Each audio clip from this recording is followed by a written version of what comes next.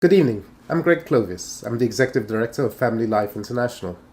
Family Life International is a pro-family organization and is in a number of countries around the world. This evening we're going to be talking about bringing up Catholic children in the 21st century. We live in a very secular country, and many parents' constant lament is how difficult it is to bring children up, particularly in the faith. So many young people, by the time they reach the age of 18, no longer practice their faith. In fact, their faith doesn't seem to be particularly important to them. And this is what we're going to look at today. When I give talks to parents, I'll often ask them what it is they want for their children. And enthusiastically, they'll often say, I'd like them to be healthy, I'd like them to be well informed, well educated, possibly have a good career, find somebody and marry, and have children of their own. And that's great in a material perspective.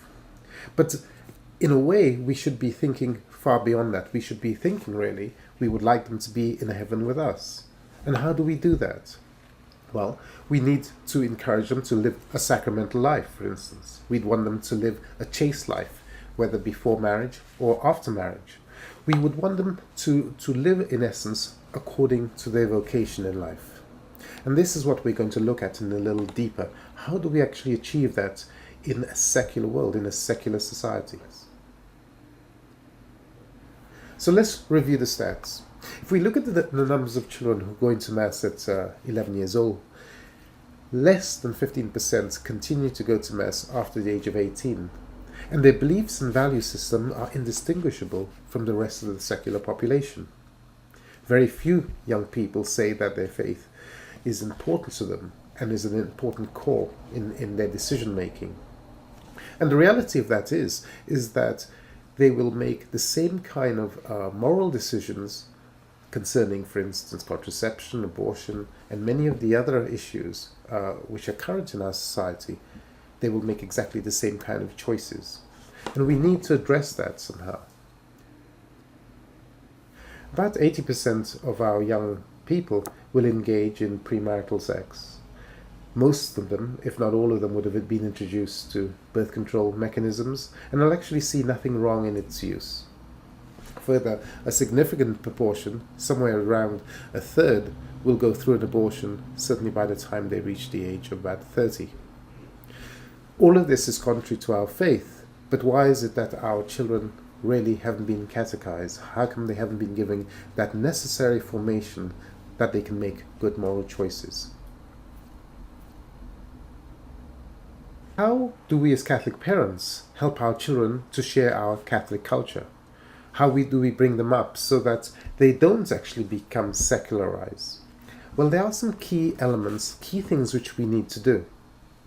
The first is primarily understand the world our children live in. So it's important to, for instance, be aware of the type of programs they watch on television, the type of friends they have. The second one really is we need to be able to teach by example. We need to give them an understanding of the virtues, of chastity, of prudence, of temperance. All of these things are very, very important. We need to take them to Mass regularly. We need to take them to confession regularly. Those are very key things. But I suppose at the top of the list is we must teach by example.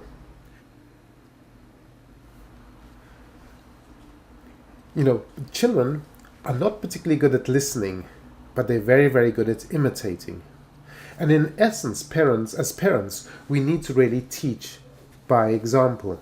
We need to do the things we want our children to do. So if we want them to go to Mass, we should go to Mass frequently, and they should see us. If we want them to pray at night, they need to see us praying.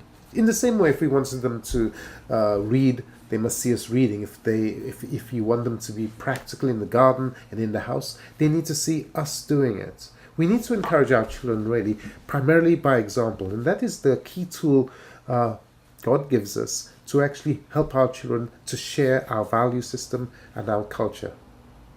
Children learn the actions and language. They learn from their parents. They learn etiquette, manners. They learn how to organize their rooms, for instance, primarily from parents. Boys, for instance, learn how to be good fathers and how to be good husbands, as do girls learn how to be good mothers.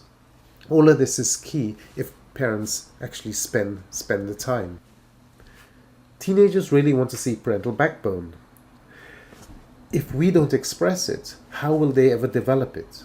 Of course, they'll always challenge our authority. That is the nature of the teenage years. But the reality is that they feel far more secure when we express it. We need to be ambitious for our child's character. We need to speak to them continuously on subjects such as drink and drugs, smoking. We need to speak about friendships, dating. We need to speak to them about marriage and family life. We need to talk particularly about premarital sex and cohabitation. All of these issues we tend to leave for others to do, and that's wrong. It really should come from parents. We need to talk to them about the faith, about going to confession, going to Mass regularly, or going to Mass frequently. And we need to help them to develop a value system based on Catholic principles. Do not be afraid to teach your children the truth, even though it's contrary to popular culture. You must give your children a distinct Catholic culture. It's well known that the family which pray together stays together. You know, in the end, there's only one sadness, and that's really not to be a saint. And that's what our children are called to be. Thank you. God bless.